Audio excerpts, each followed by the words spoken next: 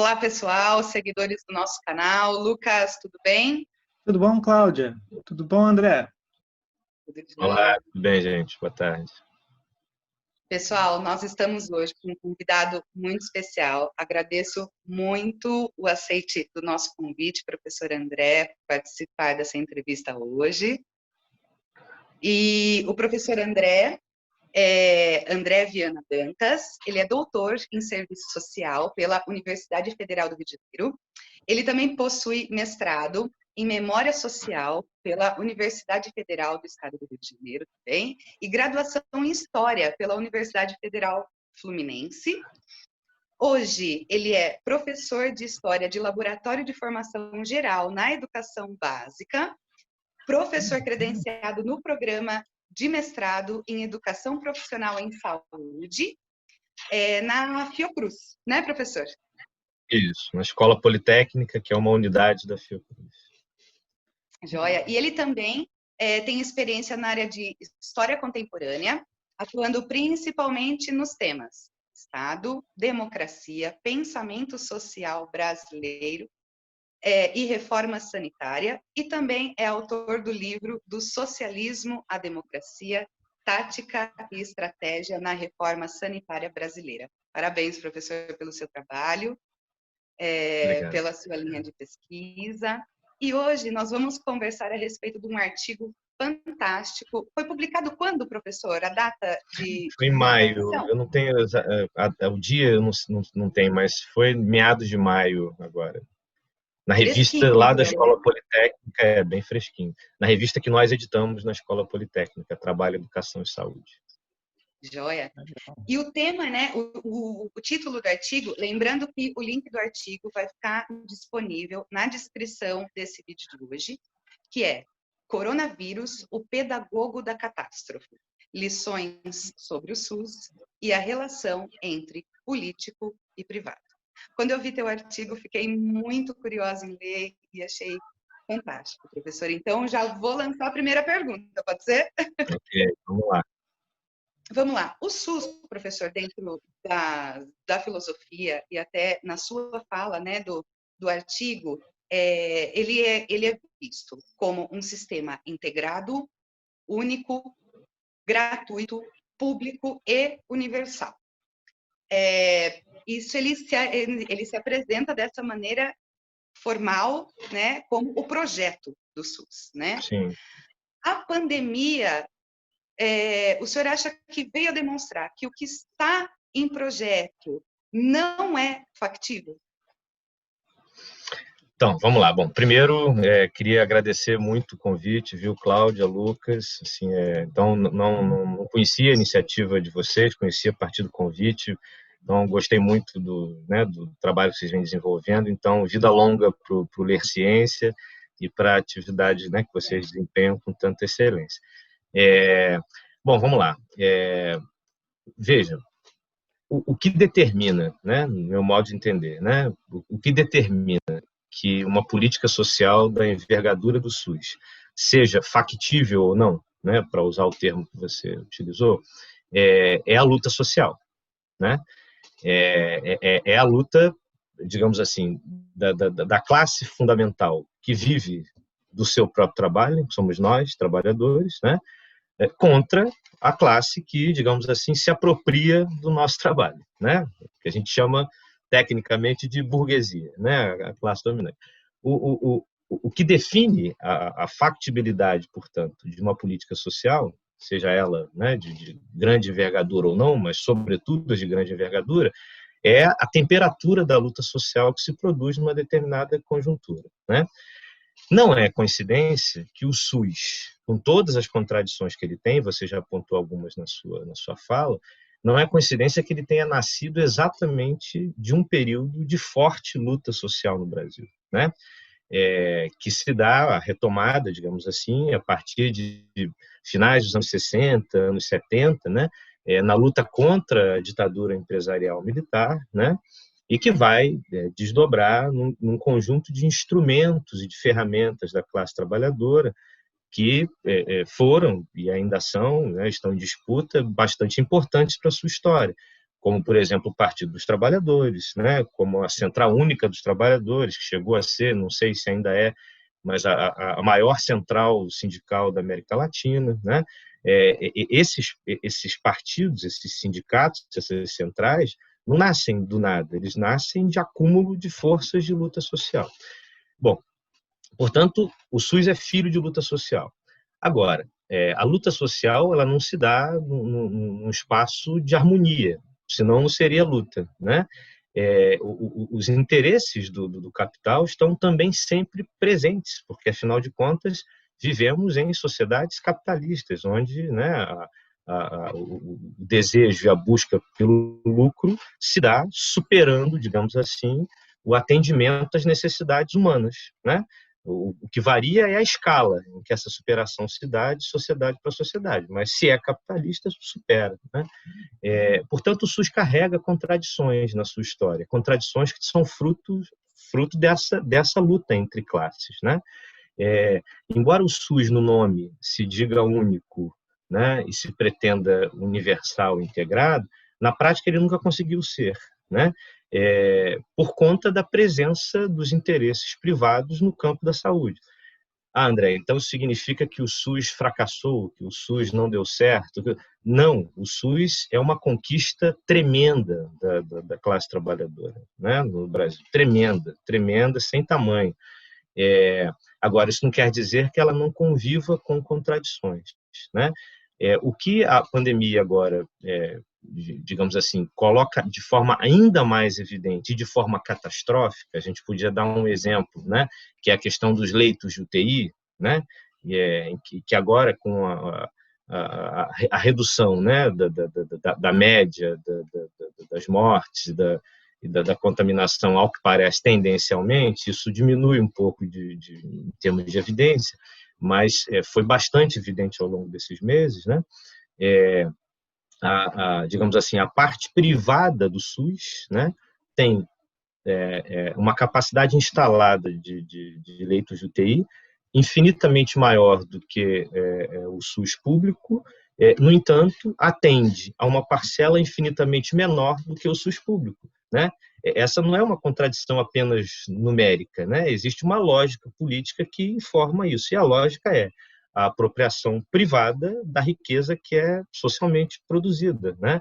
Não é detalhe que dos 160 milhões de brasileiros que dependem exclusivamente do SUS, né, não possam acessar, né, os leitos de UTI disponíveis na rede privada, embora a rede privada, que tem 4 vezes mais leitos de UTI do que o SUS público, atenda a apenas 40 milhões de brasileiros. Então, essas contradições entre público e privado, que sempre estiveram presentes na história do SUS, elas agora se tornam, digamos assim, tragicamente evidentes com a pandemia.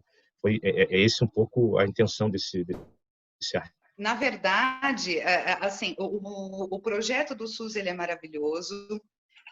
A implantação dele como um todo dentro da sua filosofia seria ideal, né? Mas a gente tem, como você bem disse, essa luta não permite que ele se instale de uma maneira total, porque não há um interesse nacional, né, inteiro, né, o país inteiro lutando por uma mesma coisa, porque senão não seria uma luta, né, professor? Né? Pois é. Bom, posso completar uma coisa rápida em função do seu comentário? Claro. Porque, vamos lá, né, a gente tem um costume, e a esquerda peca muito nesse aspecto, né, de fazer as análises das situações nacionais sem considerá-las na conjuntura internacional, né? Quando a gente faz isso, a gente acaba alimentando projeções políticas, ideias, né, como possibilidades a se realizar, que por vezes não são realizáveis na condição que determinadas formações nacionais, como o Brasil, ocupam nessa conjuntura internacional, né? O Brasil é uma formação social, uma economia, digamos assim, que a gente poderia chamar de dependente, né? Na engrenagem do capital global, digamos assim, o Brasil ocupa uma posição de dependência, né, em relação ao capitalismo central, né? Isso não impede que o Brasil exerça, por exemplo, papéis subimperialistas na América Latina, na África, né? Mas é um país de economia dependente. O que significa dizer que essa, digamos assim, melhor distribuição da riqueza que a gente costumava, porque isso nem na Europa mais é uma realidade, né, que a gente possa dizer que existe sem grandes graus de conflito, né? Mas esse espelho que a gente costuma ter, né, quando olha para a Europa, diz assim, poxa, queríamos ser assim, né? Um estado de bem-estar social, a gente olha, né, para os países nórdicos, né, ou mesmo para a Inglaterra, para a França. Esta possibilidade política não é realizável no Brasil, mantendo o Brasil a condição de economia dependente, né? Precisamente porque para essa roda girar, né, o Brasil com o capitalismo global. E a sua função no capitalismo global é servir de plataforma de valorização para o capital internacional, né? Isso veja, a luta que eu estou querendo dizer, a luta de classe, ela não se dá apenas no registro interno de um país, ela também se dá de fora para dentro, né? Entre blocos de países, né? Determinando esses organismos multilaterais, por exemplo, né? Como se chama, FMI, Banco Mundial, né? Estão aí exatamente para interferir neste conflito, né? Em benefício das forças do capital. Então, o que se almejou no Brasil, né, digamos assim, com o fim da ditadura, né? Se considerou a possibilidade de construção no Brasil de uma espécie de um welfare state, de um estado de bem-estar social tardio, né? Digamos assim, a exemplo das sociedades europeias, né? O que não se considerou, ou se considerou, né, digamos assim, com muitas falhas na leitura da realidade que se fazia naquele momento, é que, para uma política social como o SUS, né, vingar, primeiro, não basta uma luta setorial, não basta uma luta que se dê apenas no setor saúde, né? Ela é uma luta dos trabalhadores universalmente. Em segundo lugar, a luta não pode deixar de ser, para que o SUS se sustentasse, né, como deveria, a luta não poderia ter deixado de ser anticapitalista. A gente tem que dizer com todas as letras, né? A aposta na convivência harmônica entre interesses públicos e privados, digamos assim, talvez seja a maior ilusão que as esquerdas no Brasil compraram nos últimos 30, 40 anos, né? Se a gente recorre aos documentos clássicos, né, da reforma sanitária, veja, com toda, porque não é uma questão de crítica individual a uma ou outra liderança, mas é crítica a uma geração, né, que entendeu a política de uma determinada maneira, e essa política dizia, olha, precisamos preservar, digamos assim, os valores democráticos para não permitir que ditaduras de direita voltem a ocorrer, mas também para não permitirmos que a degeneração das experiências socialistas, vide União Soviética, também ocorra. Qual seria o meio de caminho? A manutenção de um terreno democrático, que seria considerado um terreno legítimo para disputa, né? Onde cada classe, com os seus talentos, né, oratórios e na sua capacidade organizativa, disputaria o Estado, e uma vez conseguindo, através de pleitos eleitorais, né, a conquista desse Estado, teria a faca e o queijo na mão para implementar os seus projetos. Veja, é claro que a gente tem que defender a democracia, né, porque ela é importante. Ninguém tem dúvida que é melhor, né, um Estado de Direito do que tanque na rua, evidente, né? Então não tem nenhuma fala em contrário à democracia aqui. Agora, romantizar a democracia como se bastasse que as instituições estivessem funcionando, que o Congresso estivesse aberto, que partidos políticos fossem permitidos, que a gente pudesse falar nos jornais o que bem entende, de que isso garantiria o pleno exercício, né, e a plena realização digamos, dos objetivos, dos desejos, dos anseios da classe trabalhadora, é negar a existência da luta de classes, né? E a luta de classes só existe porque, na sociedade capitalista, existem classes antagônicas. Então, a incompreensão deste cenário, digamos assim, uma aposta desmedida na democracia, né, como o terreno a partir do qual se poderia conquistar plenamente os anseios da classe trabalhadora, também explica, em boa medida, essas contradições entre público e privado que a gente vê no SUS. Né? Por que eu estou dizendo isso? Se a gente retornar, por exemplo, aos documentos da 8ª Conferência Nacional de Saúde, né, que é considerado um marco na história da reforma sanitária brasileira, na história do SUS, né, todo o projeto do SUS estava ali presente, né, com uma fortíssima participação popular, né, mais de 4.000 pessoas durante uma semana reunidas em Brasília para discutir o futuro da saúde no Brasil, a gente vai ver que o debate entre um sistema 100% público e um sistema que também permitisse a existência do privado se deu já ali, né? E os que defendiam que o SUS deveria ser 100% público foram ali derrotados, né? E foram derrotados por uma compreensão dupla, né, dos que são os vencedores, digamos, desse embate. A primeira, né, compreensão é de que não havia correlação de forças suficiente para bancar um sistema 100% público, o que é bastante razoável de supor que tivessem razão, né?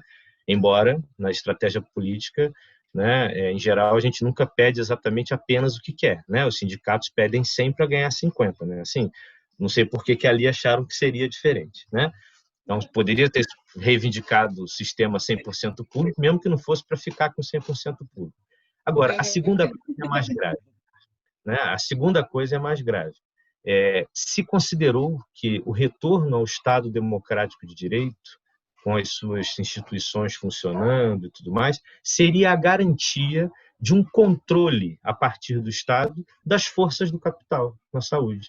E de que, portanto, as forças do capital ficariam ali de cabresto curto, né, sem conseguir, digamos assim, colonizar o SUS.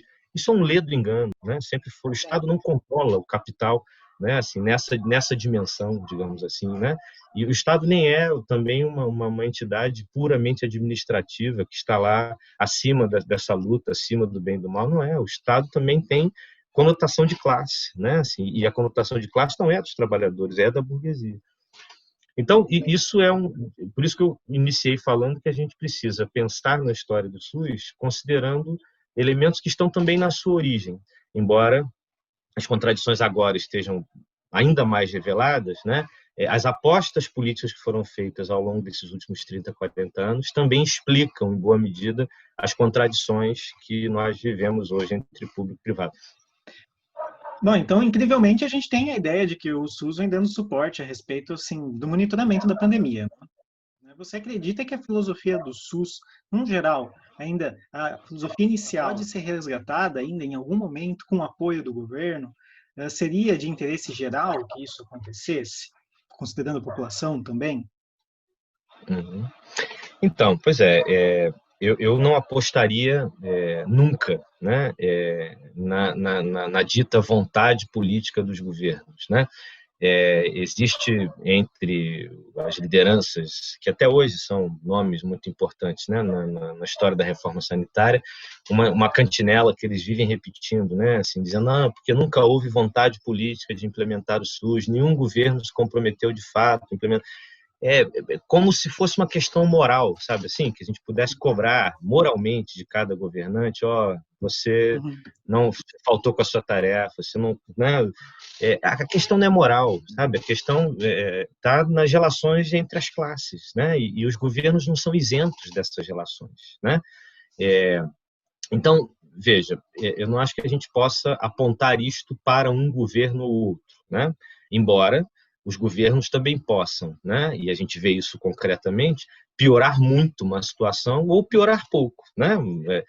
Isso existe, né? Com certeza. Eu diria que a resposta está na capacidade que a classe trabalhadora organizada tem de impor, né, aos governos, inclusive, né, e aí é impor mesmo, ocupando rua, né? Construindo sindicato, construindo partido, fazendo greve.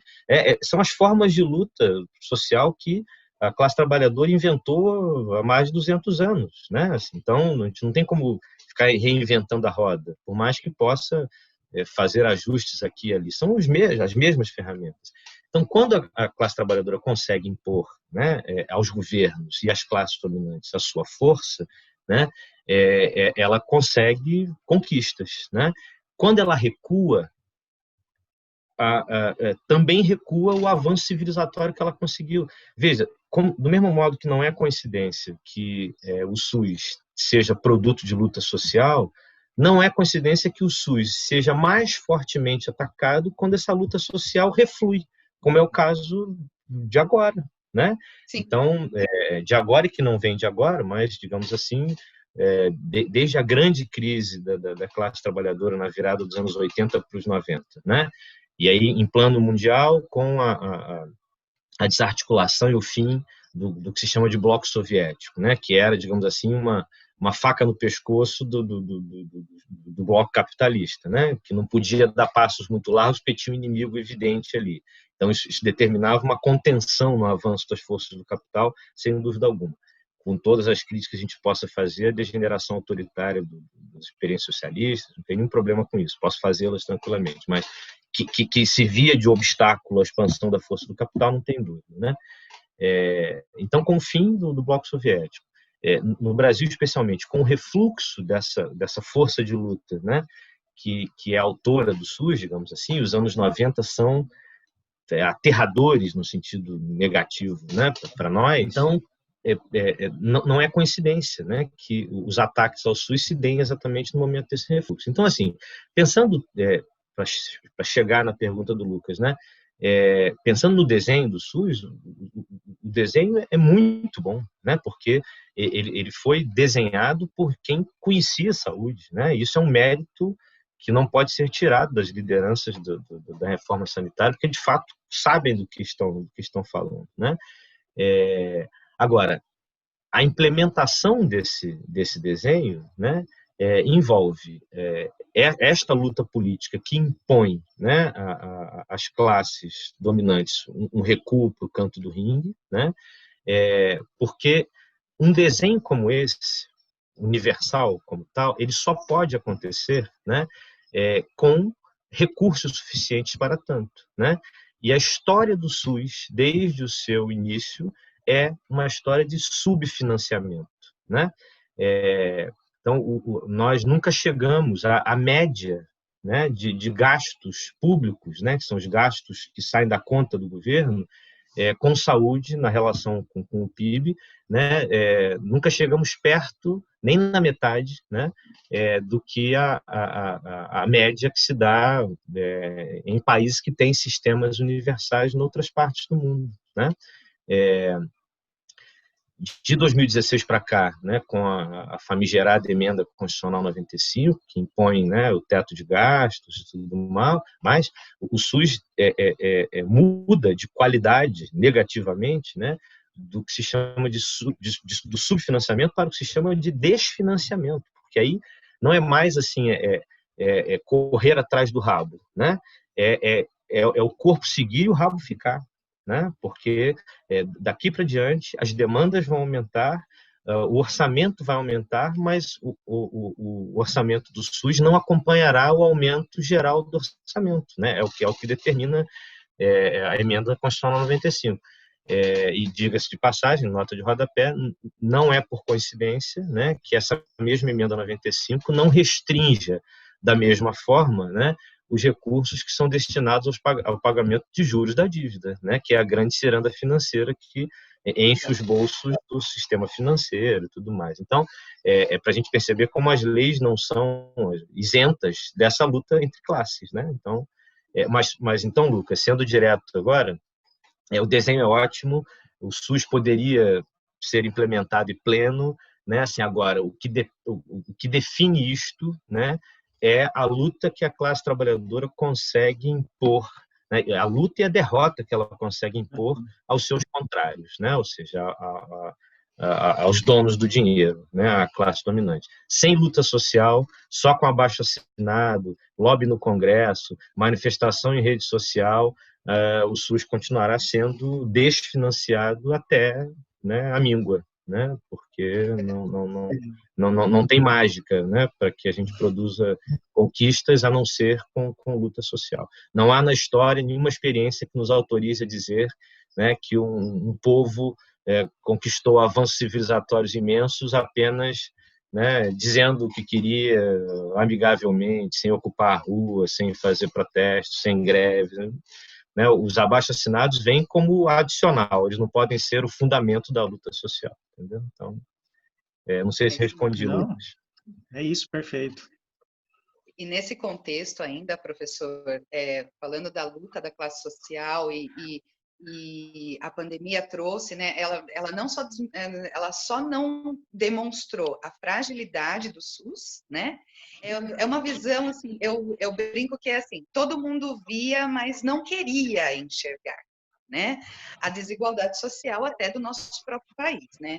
Então, nesse contexto, nós demonstramos assim uma dificuldade gigante, ou seja, uma incapacidade total de manter o isolamento social, né? Principalmente, eu acredito que muito disso foi causado até pela falta de apoio financeiro familiar mesmo, né? A pessoa tem que trazer comida à mesa, ela vai ter que sair para trabalhar e ela vai romper esse isolamento social. A fome fala mais alto, né?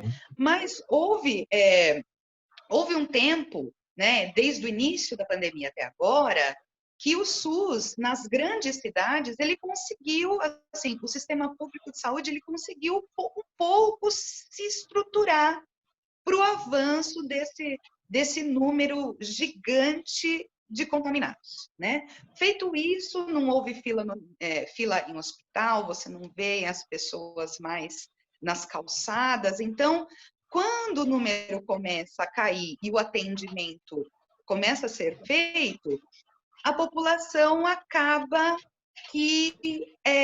acreditando hoje que a pandemia acabou mesmo com hoje, né? Quase 4 milhões de contaminados e mais de 120 mil mortes, que no teu artigo ainda você cita um número muito menor. Né? Eu estava relendo hoje, fiquei assustado. Né? A discrepância, né? Passado tudo isso, professor, na sua opinião, qual o futuro do SUS pós-pandemia? Primeiro, eu queria só fazer um comentário, Cláudia, sobre o início da tua pergunta. Eu acho que é verdade, você tem razão, que a pandemia revela fragilidades, né, do SUS, mas também revela potências, né? Isso foi a própria vigilância epidemiológica, né? Exatamente, porque o SUS, assim, acho que é uma expressão que não é nem um pouco exagerada para definir. O SUS é um colosso. O SUS é um colosso, né?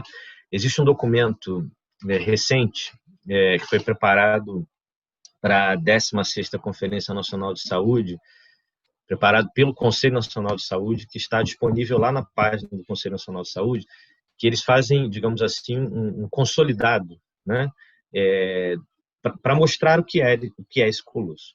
Então, assim, o número de consultas anuais está na casa de bilhão, né?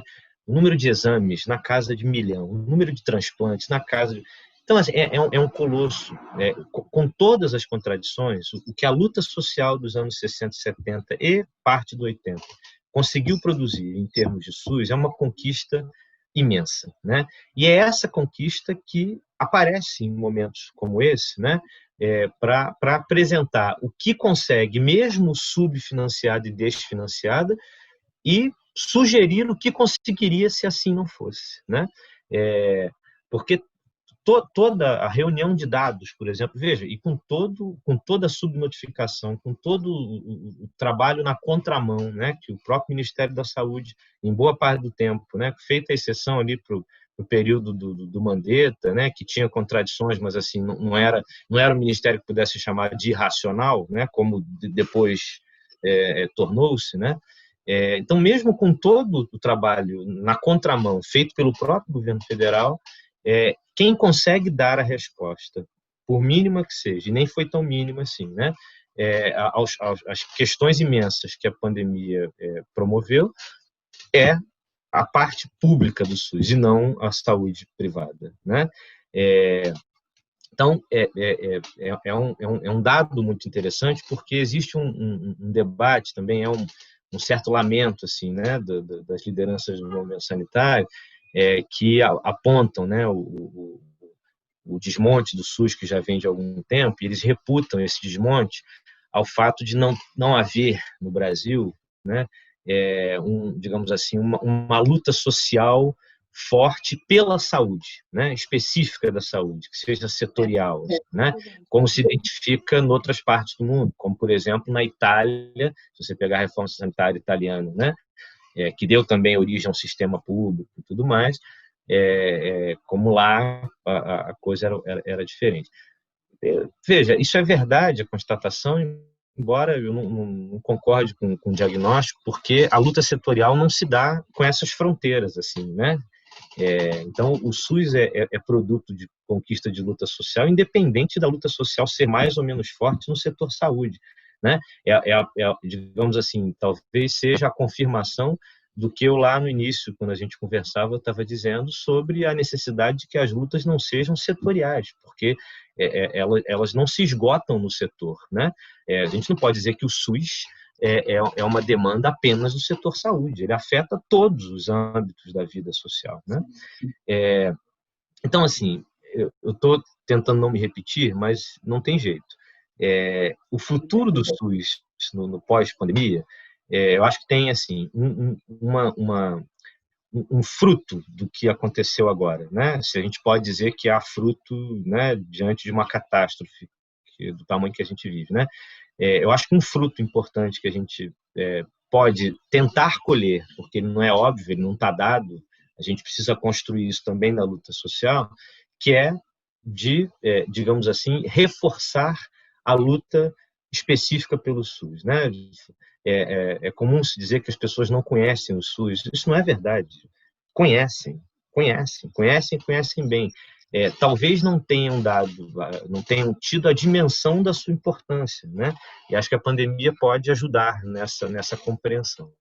Agora, o futuro do SUS no pós-pandemia, como o futuro de outras políticas sociais de envergadura no país, só haverá futuro, inclusive, né, se a gente conseguir se reorganizar e assumir com as nossas mãos o nosso próprio destino. É um pouco a citação que está lá no final do artigo do camarada Engels, né?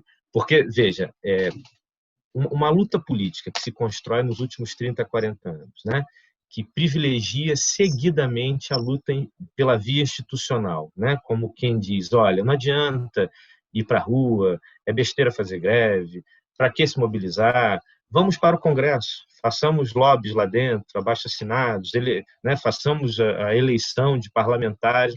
Isso tudo é importante. Agora, isso não pode ser, digamos assim, o único elemento da luta, né? A luta no parlamento, a luta institucional, ela só dá frutos se ela tem como base a luta social forte e organizada que está fora do parlamento, né? Ela precisa penetrar o parlamento, né? Essa ilusão institucional de que pela gestão a gente consegue resolver questões da luta de classes, sabe assim? É um pouco essa a compreensão. Isso institui uma prática política ao longo dos últimos 30, 40 anos que faz com que a classe trabalhadora também desaprenda a fazer trabalho de base, né? Desaprenda a fazer luta social e essa apatia que a gente vê agora digamos assim, a conta que está sendo cobrada por uma prática política que foi defendida e protagonizada, né, por organismos de esquerda, né, no nosso país, da esquerda majoritária, né, e que privilegiou a luta institucional em detrimento da luta pela base. E tem mais um dado, né? Quando a gente não tem estratégia para a luta, né, alguém tem estratégia para a gente, né? Assim, então, é isso que está acontecendo, né? quem ocupou o lugar do trabalho de base que a esquerda deixou de fazer?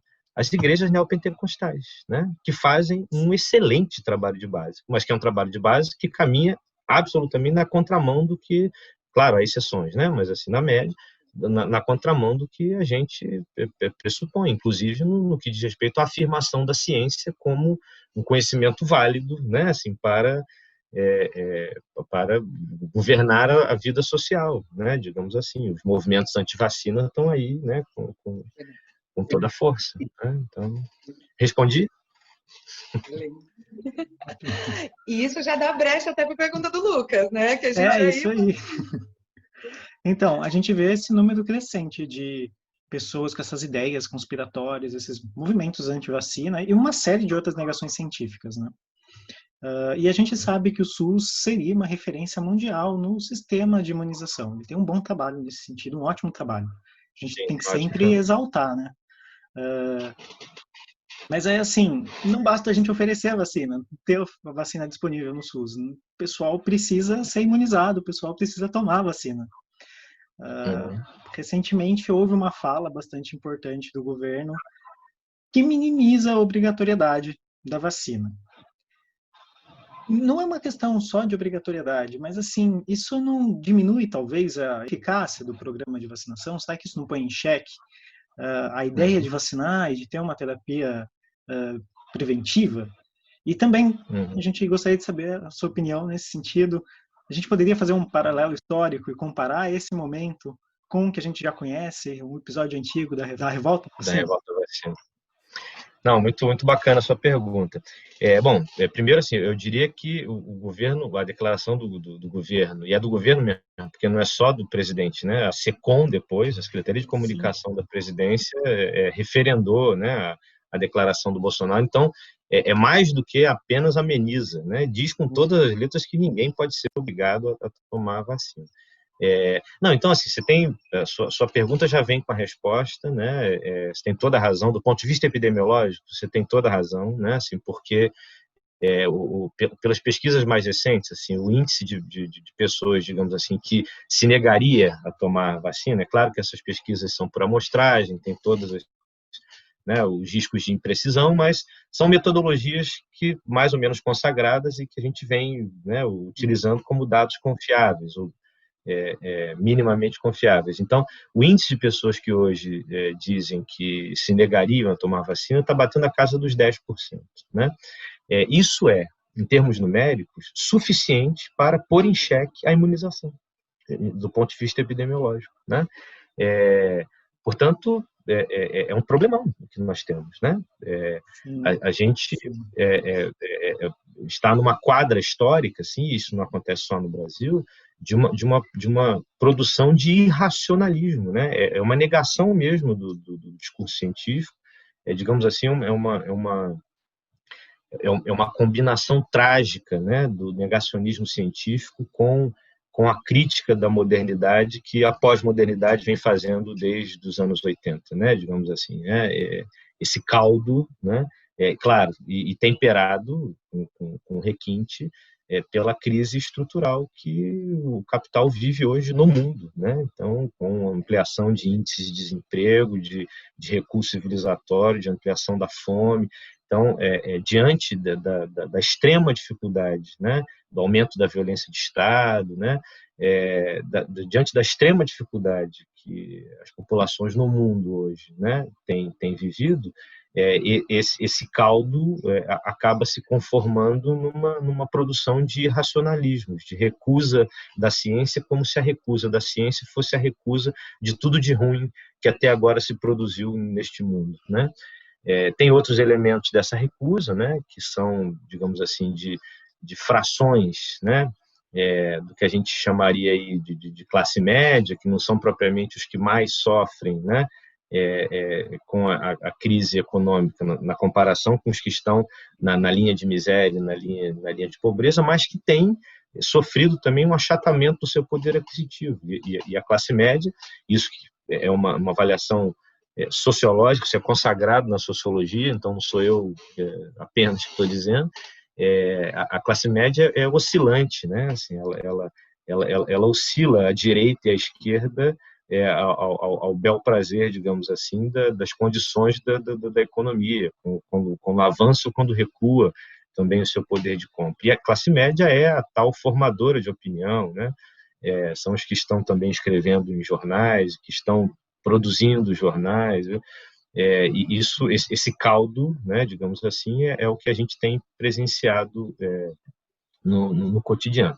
Bom, esse debate é um debate muito delicado, né, sobre obrigar a vacinação, porque o episódio da revolta vacina que você cita é muito traumático, né? De fato, assim, ali há uma mistura de muitas coisas, né? Desconhecimento, digamos assim, da população em geral, dos aspectos científicos que estavam presentes naquela imunização, né? Naquela vacina. Vamos lembrar que a vacina era uma novidade tecnológica, né? Assim, então, não era como hoje né? Um conhecimento vastamente apropriado, né? Não era. O grau e o índice, né, de analfabetismo, digamos assim, era infinitamente maior do que temos hoje, né? Os meios de comunicação nem de longe podem ser comparados, né, para a divulgação de informações educativas aos que havia, né, no início do século XX.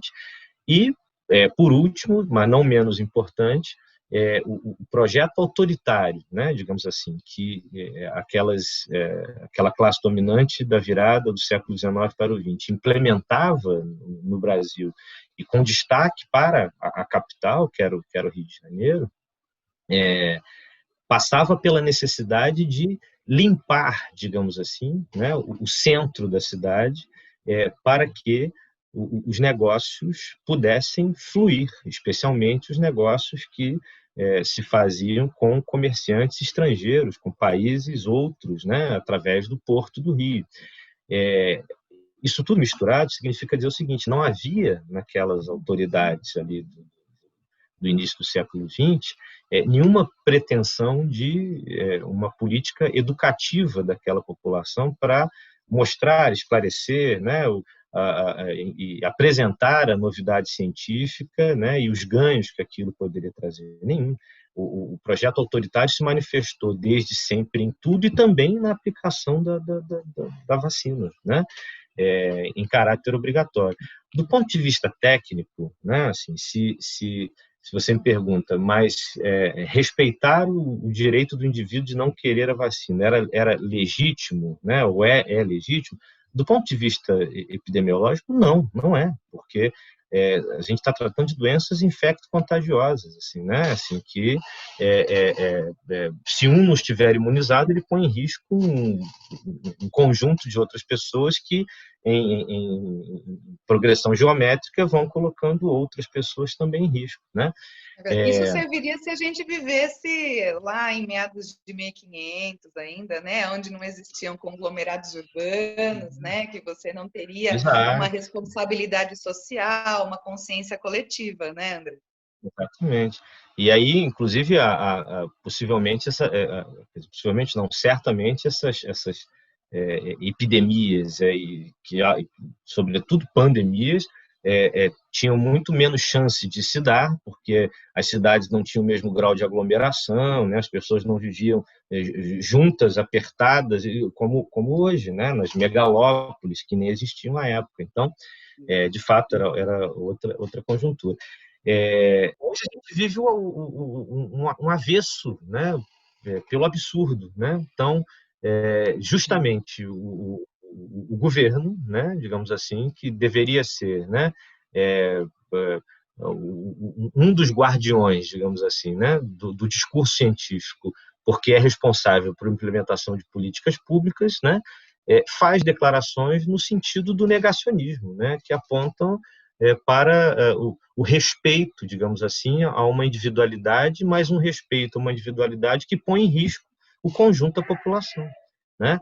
Então é um absurdo, assim, a vacina,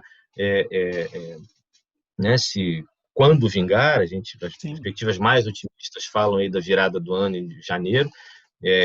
Eu sou mais pessimista, né? Até porque não basta que a vacina esteja pronta, né? Ela precisa ser no exercício da sua aplicação, ela vai apresentando problemas, então ela recebe novas versões, isso envolve mais fases de pesquisa, né? Assim, não é uma coisa...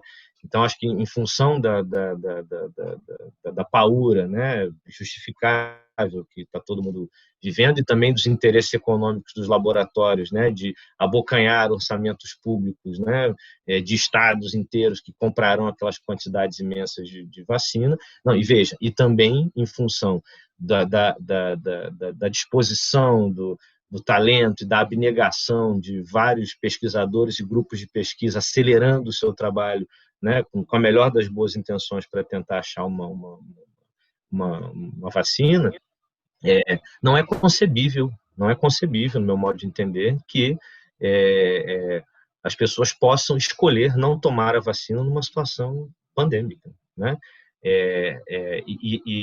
Portanto, existem instrumentos legais para impor isso, já existem, não precisamos nem recorrer a outros, e existem no próprio governo Bolsonaro, né?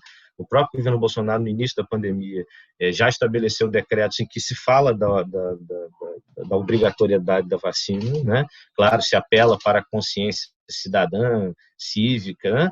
Mas está pressuposto que os sujeitos que se negarem podem ser, né, podem ser obrigados a tomar a vacina, e não podia ser diferente, né? A questão é, a gente hoje está sob um risco concreto, né, de que o negacionismo se expanda ainda mais e pior, apresente os seus riscos, né, evidentes para o conjunto da população, porque justamente os que deveriam, aí sim, nesse sentido sim, utilizar as ferramentas que têm, né, em benefício do coletivo, se negam a fazê-lo, né? Então, é um paralelo que, assim, nem, digamos assim, né, os melhores adivinhos do mundo, caso eles existissem, poderiam supor que a gente estaria fazendo, né, pouco mais de 100 anos depois da revolta da vacina, né, em que o avesso completo que se apresenta agora com um governo que nega o discurso científico. De fato, uma absurdez. Uma surpresa, né? E para a gente encerrar, professora, eu vou ler um trecho que o senhor transcreveu de Engels, que diz que, eu achei fantástico, cada novo inverno recoloca o que fazer com os desempregados. Mas, ao mesmo tempo que o número de desempregados continua a aumentar a cada ano, ninguém se habilita a responder a essa pergunta. E quase podemos calcular o número em que os desempregados, perdendo a paciência, tomarão seu destino em suas próprias mãos. É o que vivemos hoje. Infelizmente, estamos à própria sorte, né, professor, nesse momento. Esperamos que não. Eu acho que a gente tem, digamos assim, luzes no fim do túnel, né? O Engels é o grande amigo e parceiro intelectual do Marx, né, lá no século XIX. É o Engels enxergando, né, a crise, uma crise potente que a Europa vivia naquele momento, enxergando naquela crise o momento em que a luta social, né, subiria de temperatura, e isso poderia fazer com que a classe trabalhadora, enfim, através da sua luta, produzisse avanços civilizatórios, né?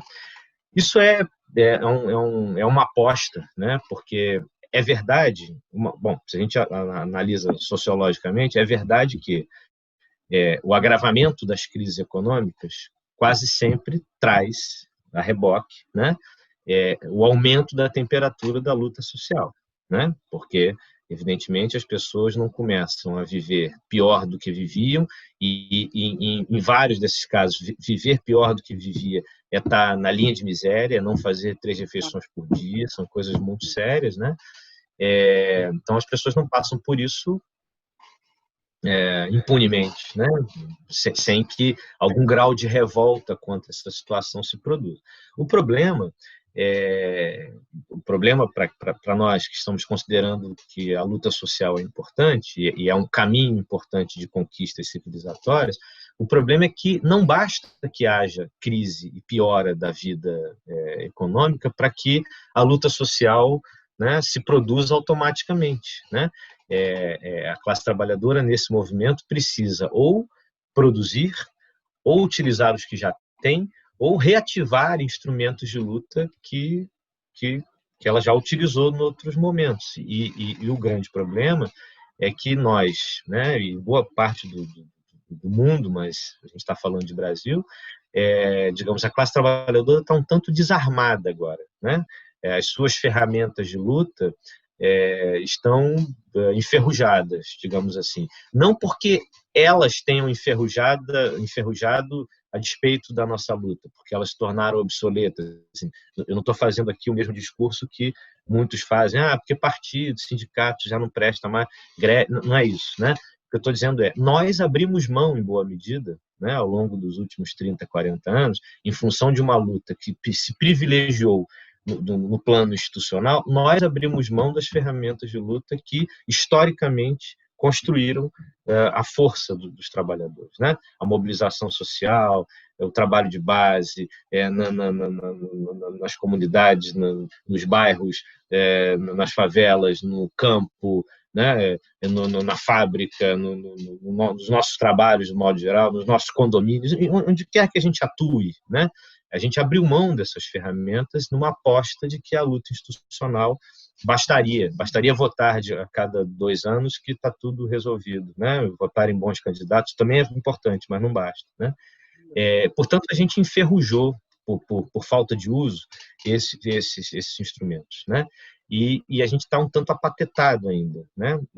Embora de 2012 para cá a gente tenha uma subida da curva de greves, né? Então, em 2013 ou 2014, eu não tenho dado preciso agora, a gente igualou o número de greves que, no momento de auge da luta social nos anos 80, a gente produzia. Esses são bons sinais, não são sinais que se realizam como conquista para nós, amanhã, mas para avaliar em tendência, né? Então, a gente tem uma retomada, ainda que lenta e muito pouco, digamos assim, adequada para o tamanho do ataque que a gente está sofrendo, porque o ataque que a gente está sofrendo é muito acelerado, né? A gente não está conseguindo responder na mesma velocidade. Existem bons indícios de que a gente pode retomar, num tempo breve, né, uma luta social potente que seja capaz de conter esse desmonte que a gente vem sofrendo.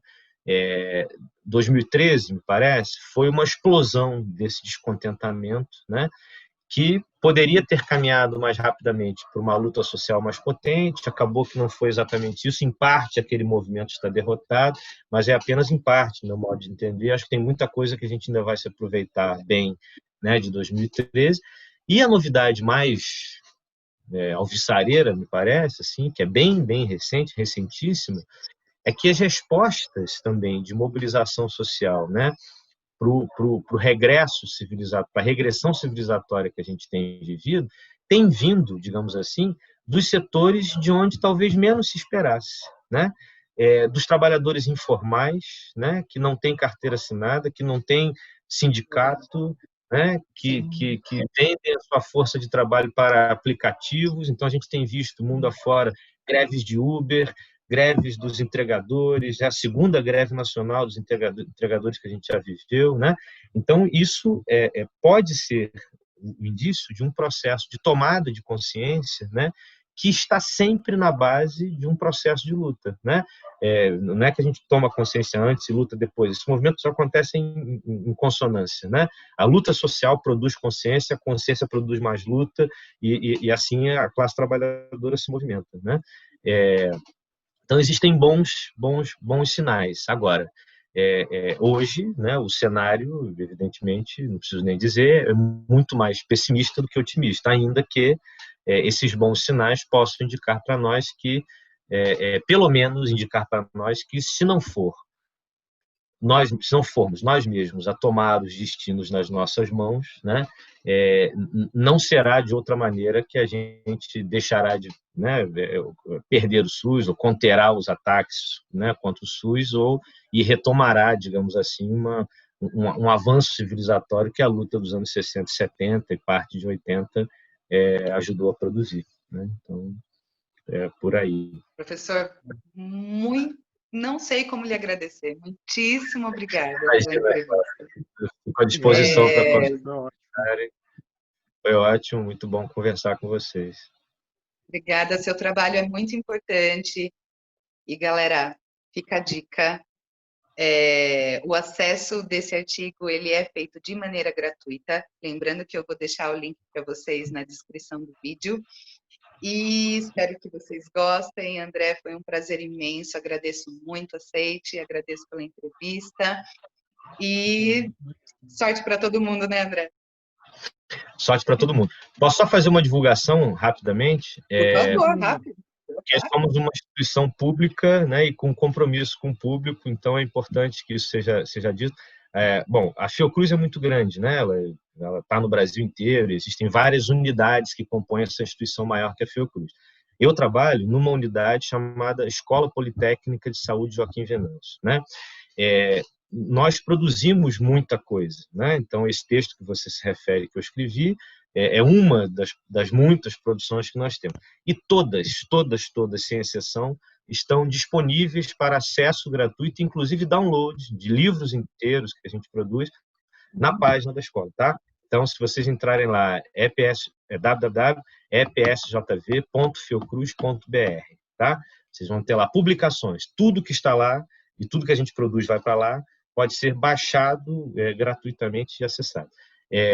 Temos uma revista científica, né, que é a Trabalho, Educação e Saúde, que é onde esse artigo foi publicado, e também temos uma revista jornalística que tem uma pauta assim, muito interessante, né, chamada Revista Poli, né, que é o nosso apelido carinhoso, Escola Politécnica é Poli, né?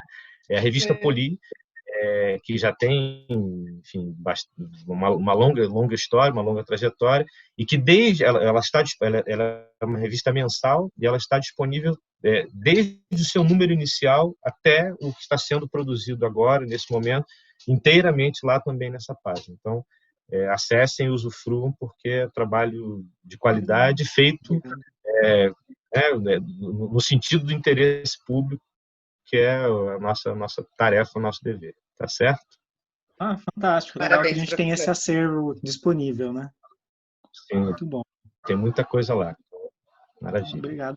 Então, queria agradecer a vocês, viu? Obrigado pela oportunidade. E sempre que precisarem, só chamar. Tá certo? Muito obrigada. E se puder, fique em casa. Tchau, gente. Tá certo, Cláudia. Um abraço. Falou, Lucas. Um abraço. Falou. Tchau. Tchau.